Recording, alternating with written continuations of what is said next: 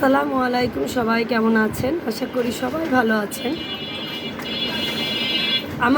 আমি আমার সন্তানদের একদম ছোটোবেলা থেকে, আমি যেহেতু একদম আমার বিয়ের পর থেকে আমি ঢাকায় আছি, তো যাই বছরে একবার গ্রামের বাড়িতে যাই বা 2 বছরে একবার যাই। বছরে একবার যাওয়া হয়, 2 বছরে না, বছরে একবার যাওয়া হয়। আমার মায়ের বাড়ি যাওয়া হয় বা ও দাদার বাড়ি যাওয়া হয়। তো আমার কাছে আমি যেটা বুঝতে পারি যে আমি আমার বাচ্চাকে না মারি, বকা দেই, আবার আদর করি। কিন্তু কেউ যদি আমার বাচ্চাকে একটা কথা বলে বা কেউ যদি আমার বাচ্চার দুষ্টুমিতে একটু বিরক্ত হয়, সেটা যেই হবে হোক, মানে যতই আপন হোক, যে একটু বিরক্ত হয়, আমি তার উপরে বিরক্ত হয়ে যাই।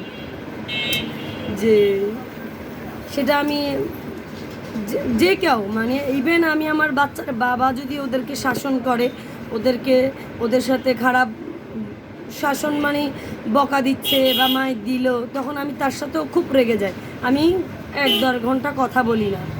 তো আমরা মায়েরাই হচ্ছে মনে হয় এমন আসলে, যে আমরা নিজের সন্তানকে নিজে মারবো, বকা দিব, শাসন করব, কিন্তু কেউ আমার বাচ্চাকে মারুক, কেউ আমার বাচ্চাকে জোরে কথা বলুক, সেটা আমরা মেনে নিতে পারি না।